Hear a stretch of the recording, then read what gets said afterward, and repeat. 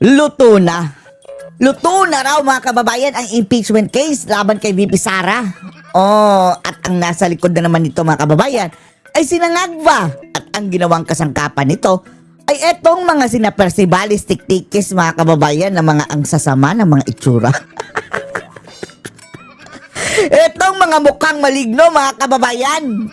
Oh, kasama ito sa mga nagluluto ngayon sa impeachment case na naman mga kababayan laban kay VP Sara. Yan mismo ang sinabi mga kababayan ni Paulo Pulong Duterte na pre-cooked na ang impeachment case laban kay VP Sara Duterte. At kung niluluto ito mga kababayan ni Nabangag at ni Percival, ay ang tanong ng mga netizens mga kababayan ay maaari na ba itong tawaging lutong bakla? Na sila kiwi! Sila ngiwi ang nagluto mga kababayan. Si Akla kasama ang si BBM mga kababayan na ang usap-usapan Akla din daw. Dahil ang sabi ni Dean Chase nakita niya sa video mismo mga kababayan na nagpapatusok sa puwetan. Anong tawag dyan? Tapos pareho pa sila mga kababayan na nang-aaway ng babae. Di ba? Pansinin nyo mga kababayan, palagi nilang binubuli si VP Sara Duterte. Itong may mga lawit mga kababayan, hindi lang may lawit sa mukha ha. Sina BBM at sina Percival. Anong kapareho nila mga kababayan? Pareho nilang binubuli si VP Sara Duterte. At ang sabi nila, pareho din daw magpapatusok mga kababayan sa backdoor negotiation. Panoorin niyo po ha. Decide to file another impeachment. Mag-file na naman kayo! Tik-tik! Ito si Percival mga kababayan, no? Sa tuwing nakikita natin ito, no? Parang, Diyos ko Lord, palagi Halloween na naman ba? Halloween na naman. Ang mga itsura talaga. Kapag ganito mga mukha mga kababayan, no? Huwag ka nang lumabas. Tago mo na lang yung mukha mo sa kwarto. Percival. Parang awa mo na. Are more than We are more than ready daw mga kababayan sa pagsampa ng impeachment case. impeachment complaint. We are more than ready. More than ngiwi. Ay dahil doon sa mga unresolved na mga issues pa rin. Doon sa pang-aabuso sa kapangyarihan ni VP Sara nung siya ay DepEd Secretary. Bakit ganyan yung mo? Percy Nunal, ngiwi. Tik-tik. Ano pa ba ito mga kababayan? Parang itong parang Peking duck. Nakita yung Peking duck mga kababayan. Tapos ang buhok mga kababayan parang si Hitler. Ay Diyos ko. At ngayon na siya ay Vice President ng ating bansa. So wag nating alituhin ang taong bayan. Ikaw ang nalilito. Mukha mo nga palang nalilito na kami kung ano ka. So dito, pang-aabuso sa kapangyarihan. Pang-aabuso sa kapangyarihan? Sino ba abusador? Dito, yung nawawalang milyong piso. Wow! Intelligence. Ayun na. Nawawala na naman daw mga kababayan na milyon-milyon na intelligence fund at saka confidential fund ni VP Sara. Tapos ang trilyon na ninakaw ni Nabangag.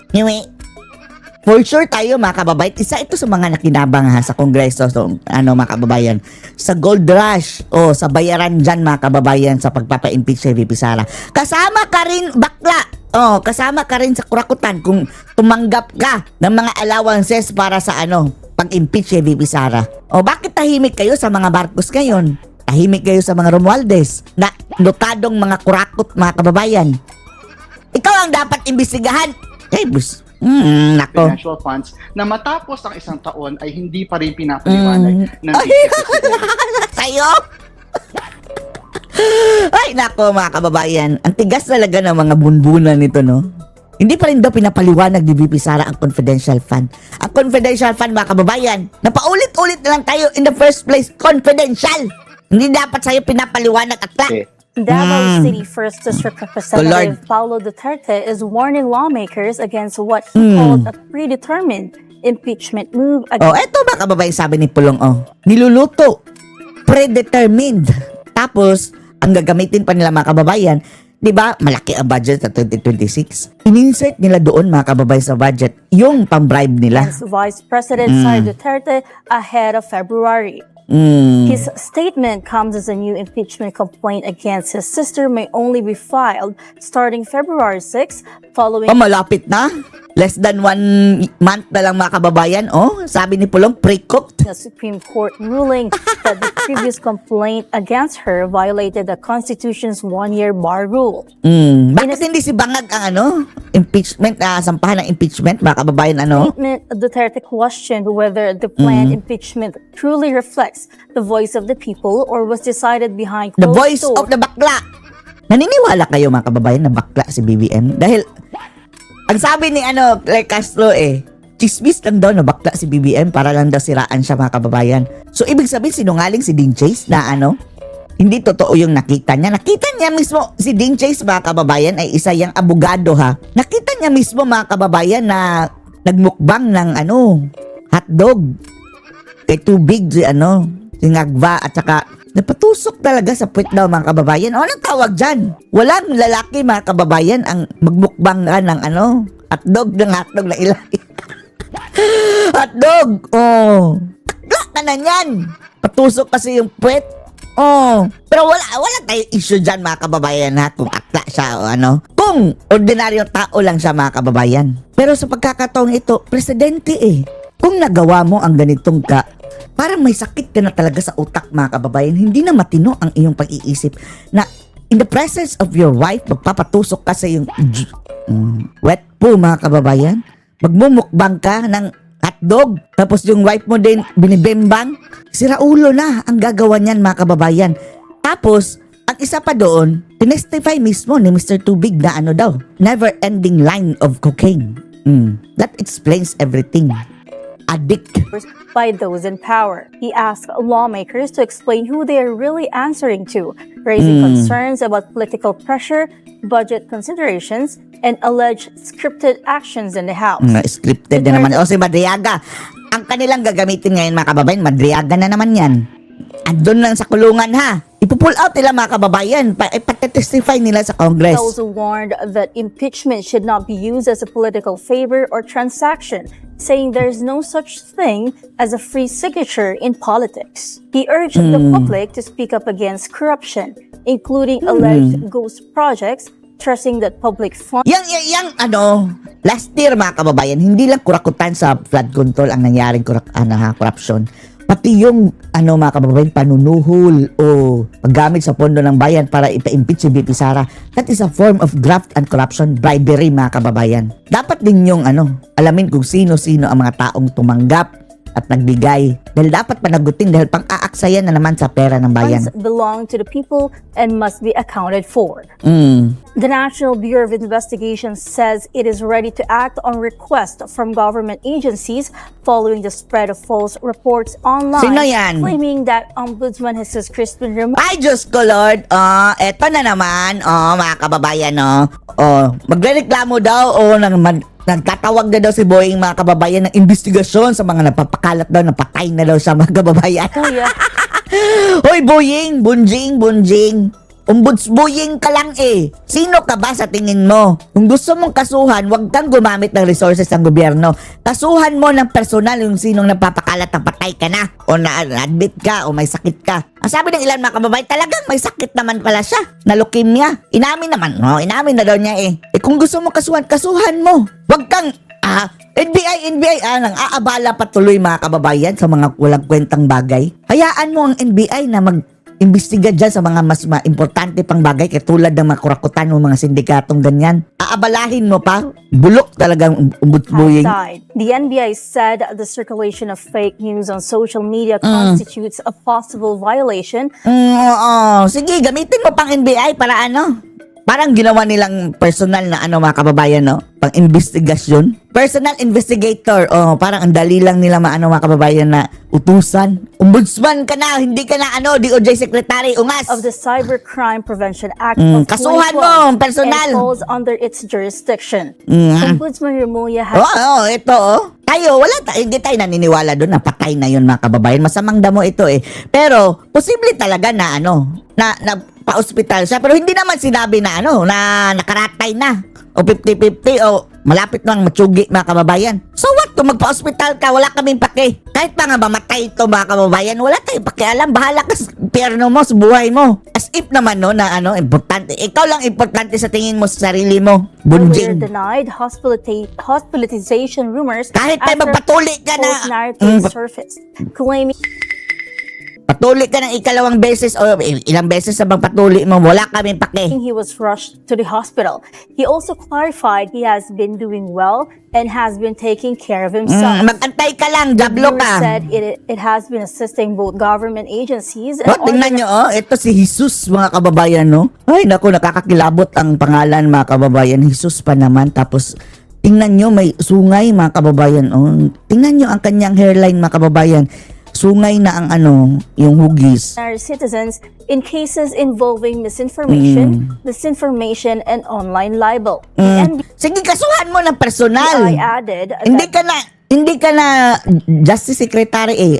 Anong hawak mo ba ang NBI? Lumalabas ba kababayan na de facto na DOJ Secretary? Dahil wala pang ipinalit eh. it is also cracking down on the online sale and promotion of illegal and unregulated products, including food and medicine not approved by the FDA. O yan dapat ang asikasuhin ninyo, hindi yung kay Boeing. Sino ba yung buding-ding na yan? Yeah. Tingnan nyo ang mga hudas mga kababayan, mapang-abuso talaga, no? The agency said these efforts are Kapangyarihan. being done in coordination with the DICT, DTI, and DOH, and are in line with initiatives to protect public May initiative, tapos initiative din si Boeing. health and safety. Kamakailan nga, pagpasok nitong taon ay nagkaroon ng enkwentro dyan po sa Mindoro. Oo, ito na mga kababayan.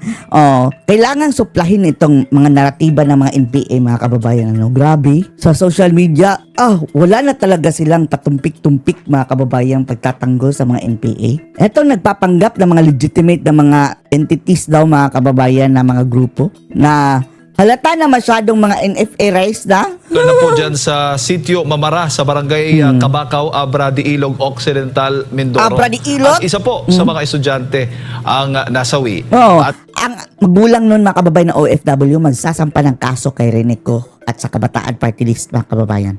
Sana nga umusad sana mga kababayan. At ito isang ganyan lang na gobyerno mga kababayan. Tapos na sana itong mga kababuyan ng mga sumisip-sip pa sa pera ng bayan mga kababayan na mga legal fronts. Isang estudyante naman po na nagngangalang, o isang kabataan naman na nagngangalang Chantal Anicoche, ang nahuli po ng kasundaluhan. Ano po Philampa. ba ang inyong Nagpunta lang sa Pilipinas para mamundok. masasabi? Hoy kayong mga kabataan kung gusto niyo maging realista lang, wag na kayong magpaulol na papayag kayo na dalhin kayo sa kabundukan at gawing NPA. No, wag na.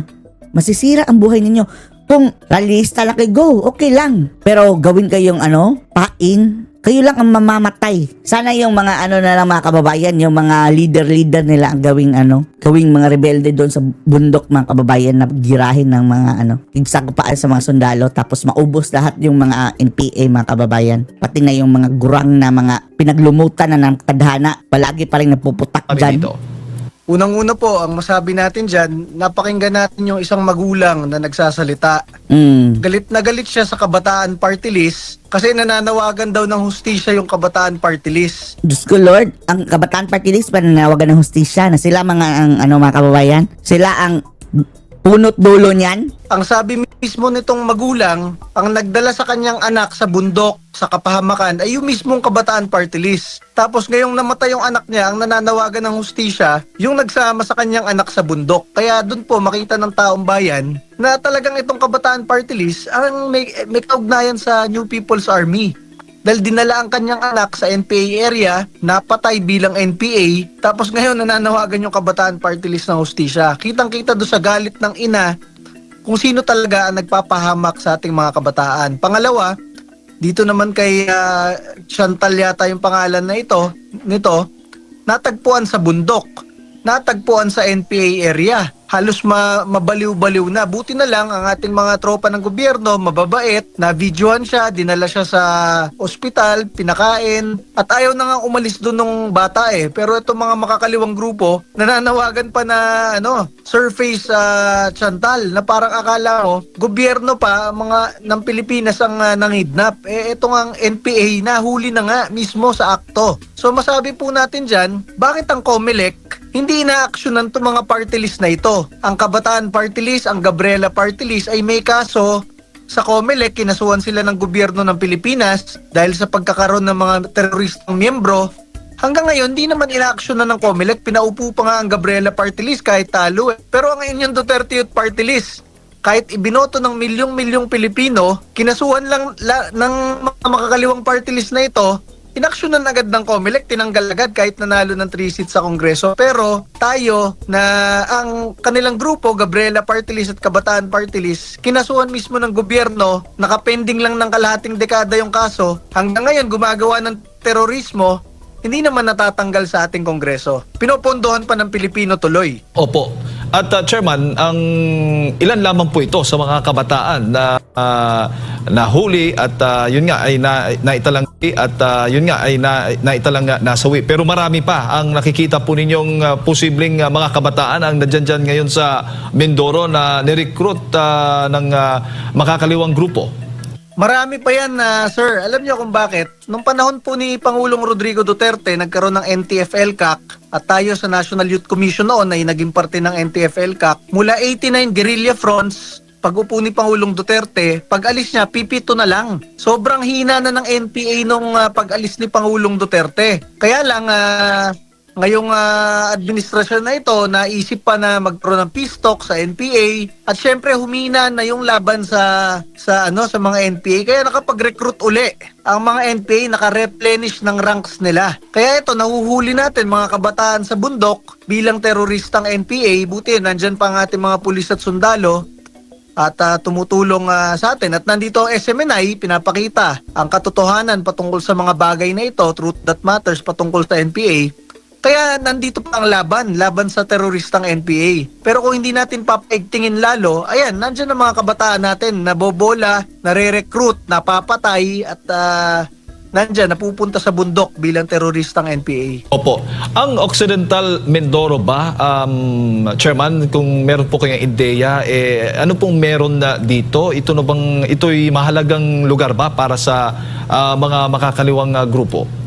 Yes po, historically ang Mindoro, mabundok na area, diyan po ang nagre-recruit diyan ng NPA. Kasi pagtawid mo ng Mindoro, Batangas na, southern Tagalog na. So sa Batangas, mauubos na sana sila Laguna, Batangas, and southern Tagalog. So tumatawid sila diyan, papunta sa Mindoro, diyan sila nagpapalakas. Para isang tawid lang, nandito na sila sa southern Tagalog. Opo.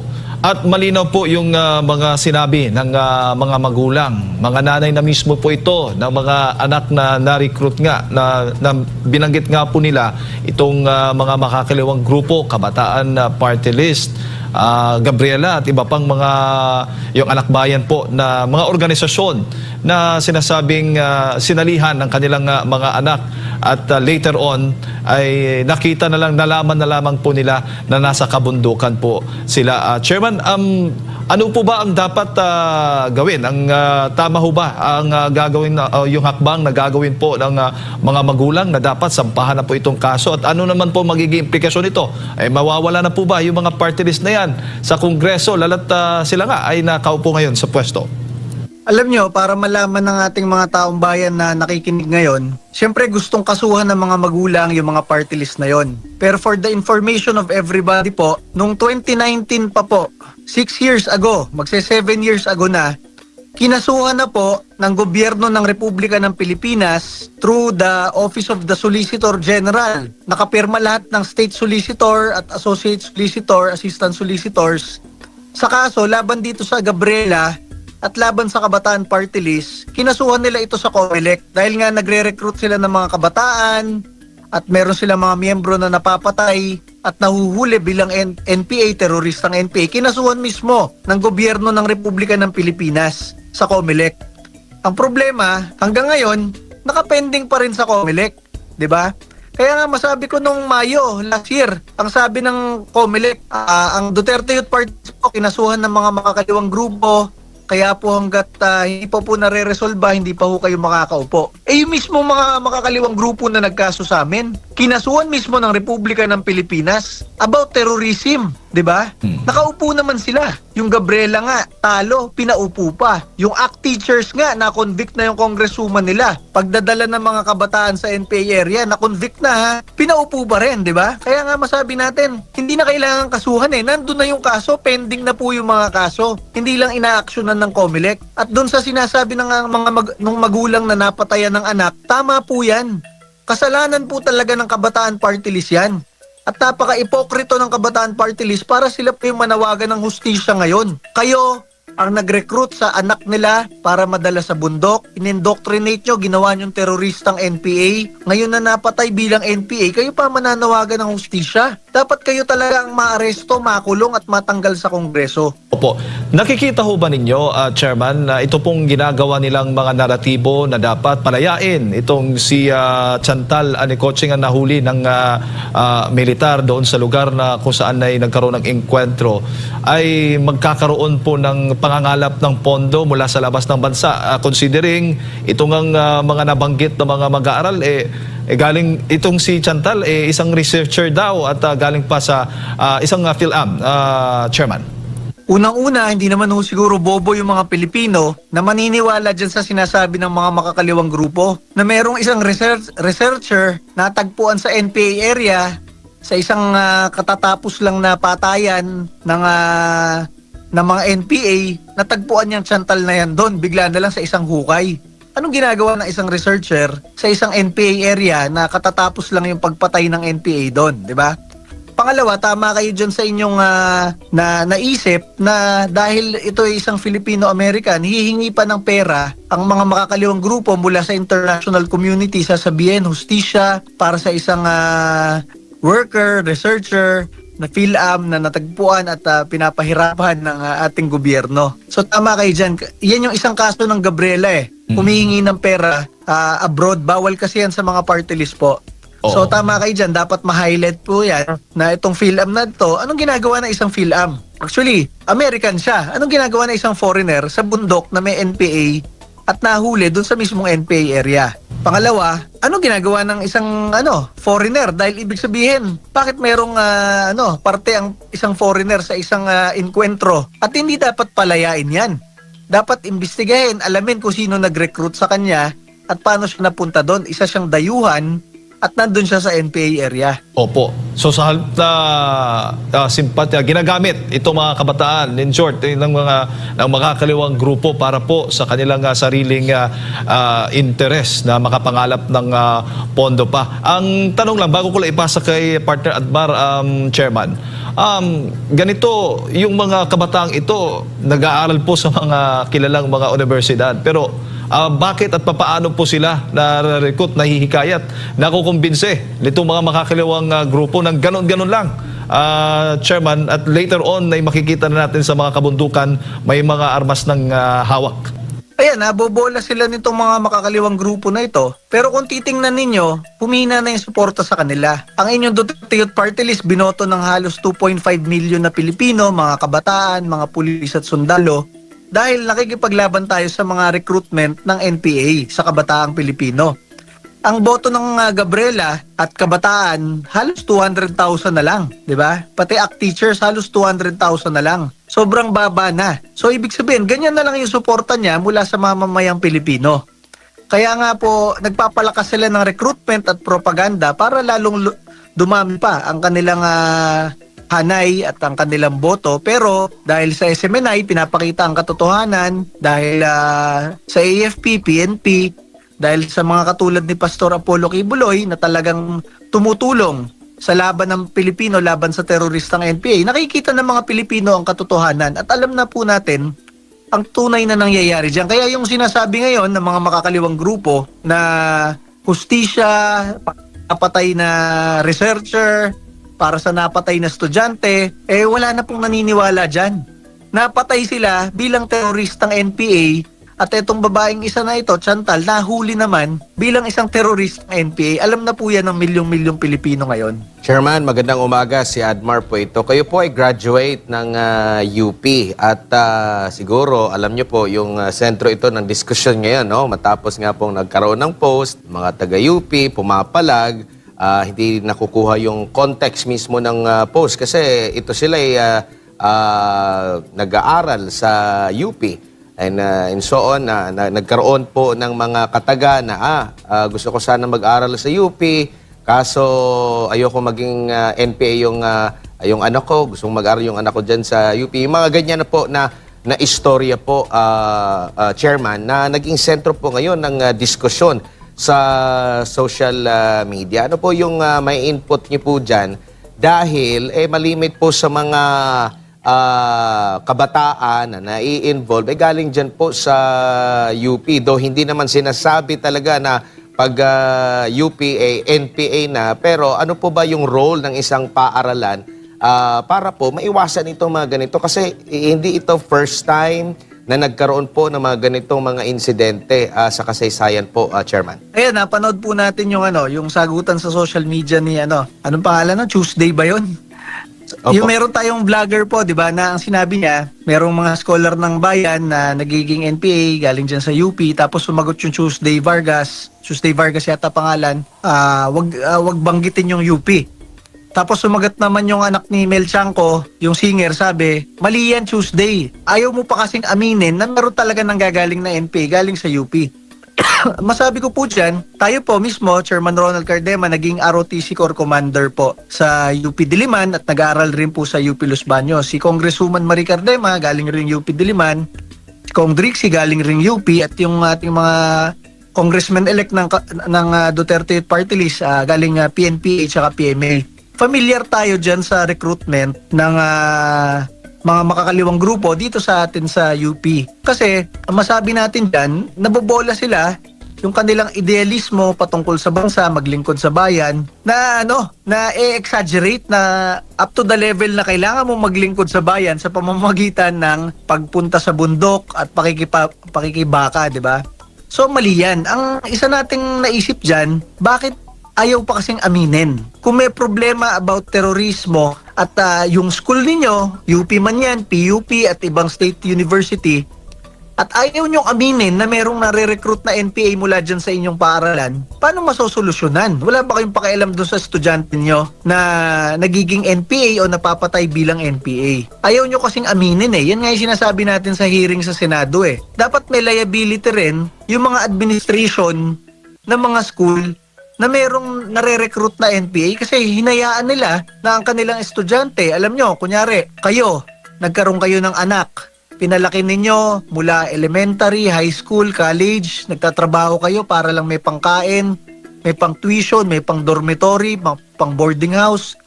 Tapos, nagtitiwala kayo doon sa school na pinapangalagaan ng inyong anak. Tapos yung school naman, hinayaan lang na ma-recruit ng teroristang NPA yung anak ninyo. Tapos ayun, napatay na sa bundok. Dapat merong liability yung paaralan. Kasi yung magulang na sa probinsya, nagtitiwala sa inyo bilang isang famous na paaralan, bilang prestigious na school, hinayaan nyo lang na ang kanilang anak ay hindi maging pag-asa ng bayan. Naging pag-asa ng ibang bayan. Bayan muna, at ng Gabriela at Kabataan Party List at naging pag-asa ng NPA at napatay. At katulad nga nung nangyari ngayon, nananawagan pa ng hustisya yung Kabataan Party List, sabi mismo ng nanay, napaka-ipokrito ninyo, yung anak ko, dinala nyo sa bundok, ginawa nyong teroristang NPA, napatay dahil sa inyo, kayo pa yung nananawagan ng hustisya. Kayo na nga may kasalanan. Dapat dapat may liability yung mga universidad na kapag inahayaan ninyo ang recruitment ng teroristang NPA sa inyong paaralan, dapat managot rin kayo. Hindi pwede yung sasabihin nyo dahil sa idealismo, dahil sa academic freedom, terorista na eh. Naghahawak na ng armas laban sa gobyerno, laban sa kapwa Pilipino eh. So dapat talaga managot po yung mga paaralan na hinahayaan lang kanilang mga estudyante ma-recruit. Opo, baka sabihin na naman nila po, red tagging. Ito, hindi pa ba malinaw, Chairman, sa mga naging pahayag ng magulang, sa mga pahayag po mismo ng NTF-ELCAC, doon sa mga larawan na kumalat na dyan mismo sa loob po ng UP, nagsasagawa ng mga protesta nangihimok pa na sumali sa UP, sumali sa NPA, yung mga larawang nakita natin din sa social media po, Chairman. Yes, masabi natin, yung bang nanay, red tagger, napatay yung kanyang anak bilang teroristang NPA. Bago mapatay, nirecruit muna ng Kabataan Party List. Hindi naman siguro red tagger yung nanay. Kahit naman siguro taga-UP kayo, ang bobo nyo na kung talagang isasabihin ninyo red tagger yung nanay. Wala na kayong mabanggit, di ba? So, alam naman ng mga Pilipino yung gaway na yan.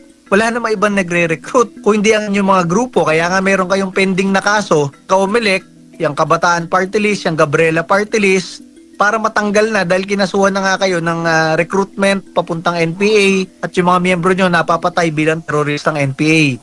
Yun namang isa, walang kaso, yung ACT teachers, pero yung mismong congresswoman ninyo na-convict na nagdadala ng mga kabataan sa NPA area. So kayong tatlo sa kongreso, talagang related na kayo sa NPA. Opo. Chairman, siguro huling mensahe po ninyo, paalala sa panawagan ba sa pamahalaan at maging sa lahat po ng pamilyang nakikinig po sa mga oras na ito? Siyempre tayo po ay nakikisimpatya doon sa nanay ng isang kabataan na napatay bilang NPA. Siyempre pangarap lang ng isang magulang, mag-aral ang kanyang anak, maging maganda ang kanilang buhay, at kung maging maganda ang kanilang buhay, makatulong rin sa magandang kinabukasan ng ating bansa. Wala lahat yon, yung pagiging pag-asa ng bayan, dahil na-recruit ang kanyang anak ng Kabataan Party List at napatay bilang teroristang NPA. Dito sa ating isang PhilAm naman na nahuli bilang researcher daw, sinasabi ng mga makakaliwa, researcher, wala na akong naniniwala dyan. Researcher kayo, natagpuan kayo, mukha kayong NPA, kasama kayo sa kampo ng NPA, area ng NPA, pagkatapos ng patayan ng NPA, ano pa ho ba? Magpapabola pa ba mga Pilipino na hindi kayo related sa NPA? Ganun rin po itong mga party list na ito, Kabataan Party List, may kaso sa Comelec para matanggal, kinasuhan ng Pilipinas dahil may mga miyembro na naging teroristang NPA, Gabriela Party List rin, natalo na, pinaupo pa ng Comelec, may kaso, hindi hinihiring, at ang ACT Teachers Party List, na-convict na yung congresswoman ng pagdadala ng mga kabataang Pilipino sa NPA area, hindi pa rin na kinakasuhan ng Comelec, motopropyo. Sana po magising ang sambayan ng Pilipino. Kasi sasabihin natin ngayon sana makasuhan. May kaso na po Kinasuhan na mismo yung congresswoman, kinasuhan na mismo tong dalawang party list. Hindi lang po talaga umaandar yung hustisya laban dito sa mga ito. Sana po sa pagkakataong ito na dito sa pangyayaring ito, sana magising ang ating gobyerno, magising ang Comelec, magising ang sambayan ng Pilipino na dapat talaga matanggal na ito sa Kongreso. Dahil ang pumupondo dito sa mga party list na ito ay taong bayan. Naghihirap kayo magtrabaho, yung tax na kinukuha sa inyo, income tax, real estate tax, value added tax, pinampopondo yan para mapondohan tong tatlong party list na makakaliwa at na-recruit ang ating mga kabataan Pilipino bilang NPA. Kaya dapat po talaga bilang mamamayang Pilipino, talagang magalit tayo ng ating pera ay ginagamit pampondo dito sa mga tatlong party list na ito na nire-recruit ang kabataan Pilipino para mapatay bilang teroristang NPA sa ating bansa. Hindi sila naging pag-asa ng bayan, sila ay naging terorista sa ating bayan at dapat managot ang mga party list na ito at dapat kumilos ang Comelec dahil matagal nang nakapending ang kaso laban sa mga ito.